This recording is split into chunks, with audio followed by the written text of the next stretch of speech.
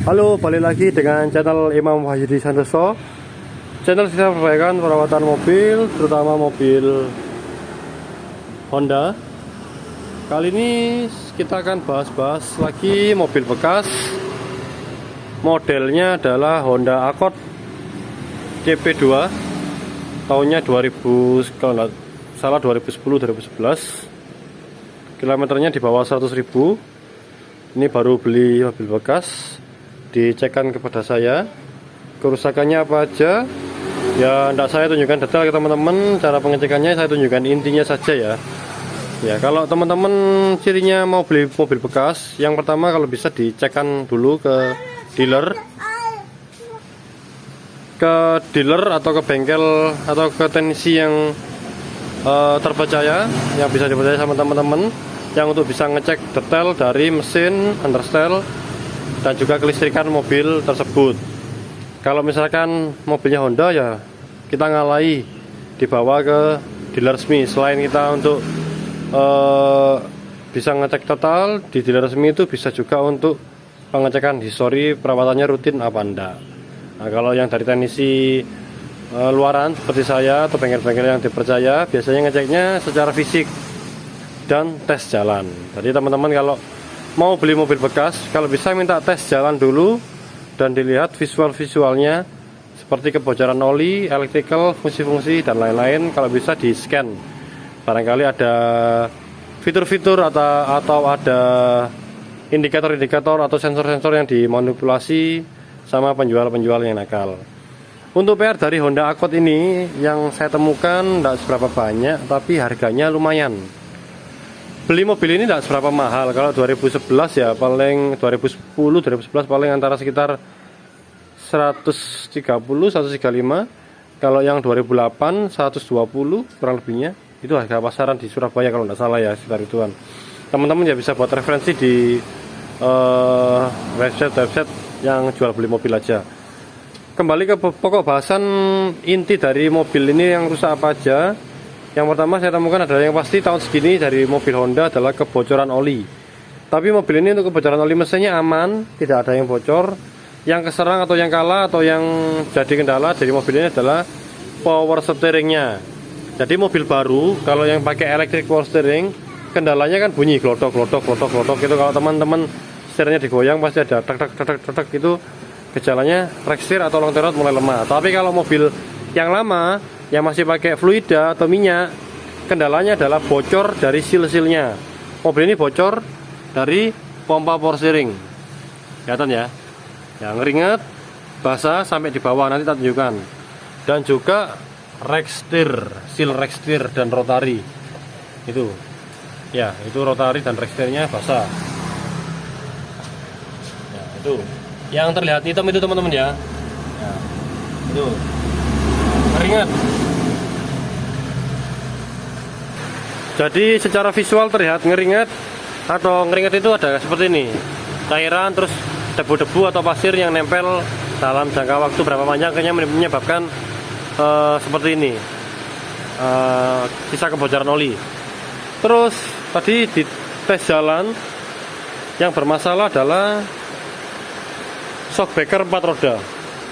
Mobil-mobil Honda yang tipe-tipe besar seperti Accord, Odyssey, ya dua mobil itu aja, Accord sama Odyssey dan CR-V generasi 2, itu kalau shockbreaker bawaan belum pernah ganti. Begitu kita naikkan atau kita dongkrak dengan kondisi ban ini tergantung ya, itu banyak kemungkinan besar shockbreakernya tidak mau balik. Tidak mau balik itu bahasanya dia mentiung-mentiung atau limbung, terutama di waktu habis lewat posisi tidur. Jadi mobilnya itu kayak goyang-goyang tidak nyaman gitu. Itu Honda yang mobilnya besar, tahunnya lama. Yang sering terjadi ya semua Odyssey, RA6, RB1. Kalau yang RC2 belum pernah nemu saya. Accord CM5, Accord S86, Accord CP2, ini semua seperti itu. Hampir kalau kita naikkan kondisinya shockbreakernya lemah, tidak sehat, dibalikan kondisinya limbung seperti itu. 4 roda rata-rata, bahaya. Ya bisa balik tapi jangka waktunya panjang. Bisa balik sendiri, shockbreakernya bisa balik sendiri, tapi panjang, hampir tidak bisa. Terus elektronik mobil ini aman, di scan juga aman, tidak masalah. Ya PR-nya 2 itu aja. Yang sering terjadi mobil ini juga masalah itu di ininya, di suspensi atau di springnya, kawat springnya bagasinya dari bagasi. Jadi dia buka nutupnya tidak bisa enak. Itu biasanya ganti kawat dari bagasi. Tak buka dulu biar tahu. Ya, bagasi itu kawatnya bukan, ini kan nggak pakai hidrolis ya. Kalau mobil baru-baru dia nggak mau buka karena hidrolisnya. Kalau mobil ini ya kawatnya. Kawat ini biasanya patah atau berubah bentuk, jadi dia nggak mau enak untuk digerakkan naik turunnya. Ya, ini untuk Accord CP2 sering terjadi kerusakan seperti itu. Tapi mobil ini enggak. Ini saya tunjukkan ke teman-teman gambaran kalau mau beli Accord ya. Harganya murah sih, enak. Kendalanya cuman BBM-nya aja yang sesuai dengan cc-nya 2400. Pajaknya mahal, sama spare part-nya mahal-mahal untuk mobil Accord. Semua Accord kan memang kelasnya ya kelas mobil mewah ya Accord ya. Kelas para pejabat biasanya. Terus kalau Accord ini bawaan mobil yang dari dulu pernah sering dikomplain orang adalah waktu belok ada bunyi siul. Itu desain dari selang high pressure-nya ini kemudian kurang besar atau kurang lebar diameternya, jadi ada sedikit menyebabkan bunyi, tapi itu tidak masalah ya. Selain itu mobil ini jarang masalah sih. Bocor ya biasanya dari dash clamp, tapi mobil ini tidak. Dash clamp, VTEC biasa ya. Mungkin teman-teman maaf ya ini kalau audionya kurang bagus karena kondisi hujan ya, hujan terus ini. Nah, ini nanti tinggal ke interiornya. Oh iya, saya tak ke bagian bawah dulu untuk menunjukkan yang bocornya di bagian bawah kelihatannya seperti apa. Maaf ini mobilnya tidak tak dongkrak, jadi kameranya ya sebisanya. Nah, ini basah oli ini hitam ini karena dari pompa power steering. Kalau yang di tengah ini ya basah itu karena rack steer atau rotary. Jadi kelihatan kalau mobilnya yang mobil mau dibeli itu dilihat bawahnya ada bocor. Kalau misalnya tidak ada tetesan tapi sudah ada hitam seperti ini yang ada oli nempel, ya itu ada rembesan atau kebocoran oli ya teman-teman ya. Kita sekarang ke bagian interior. Interior yang perlu diperhatikan adalah semua fungsi dari panel-panel ya. Kalau yang punya cruise ini juga harus dites ke tol jalan 60-80, minimal 60 kalau tidak salah, berfungsi apa enggak. Terus indikator harus dicek, harus bagus semua. Kita harus off kan dulu, di on kan, dilihat ada indikator yang nyala apa enggak. Tapi lebih enaknya kalau soal indikator teman-teman bisa nyekan aja, manggil teknisi yang punya scan, di scan ada masalah apa enggak di sekitar sensor atau soal indikator ya. Terus dicek juga fungsi-fungsi jendela, power window-nya normal apa enggak ya. Semua central lock dilihat dari panel central lock ini fungsi normal apa enggak. Lampu-lampu switch cabin ya. Pengecekan totalnya seperti ini kalau standar yang diajarkan dulu saya di dealer ya. Terus yang perlu diperhatikan harganya agak mahal di mobil Accord ini adalah tipnya yang pakai 6 disk ya. Ini kan 6 disk ya, ini bahaya. Beberapa ada yang rusak, harganya kalau tidak salah di atas 10 juta ini harga ini. Tipnya ini kan tidak universal ya, tidak bisa dibelikan tip-tip yang di pasaran ya. Jadi seperti Odyssey, RA6, terus apa Odyssey RA6, Odyssey RB1, Accord itu yang tipnya ndak umum seperti ini.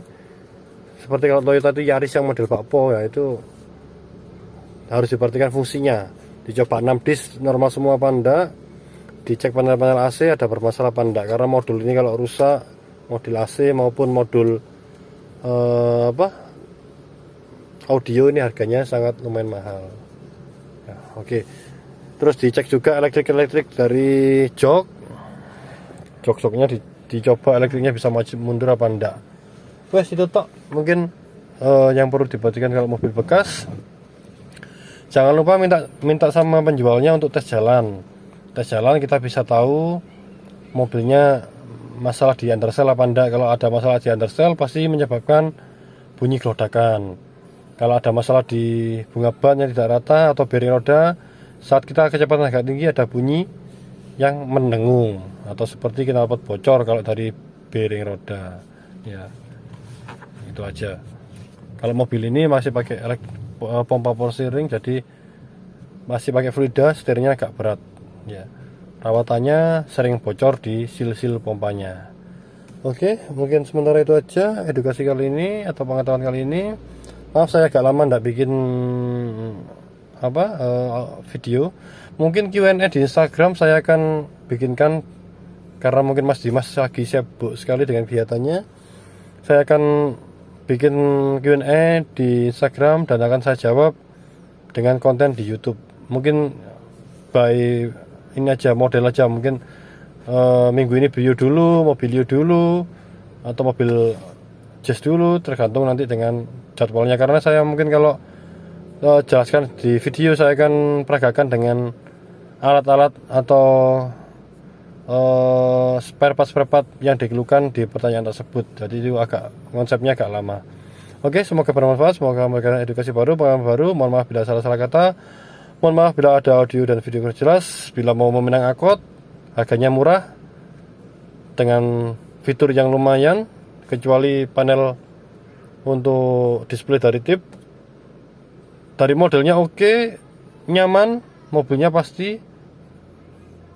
Terus modelnya juga enggak jadul-jadul amat.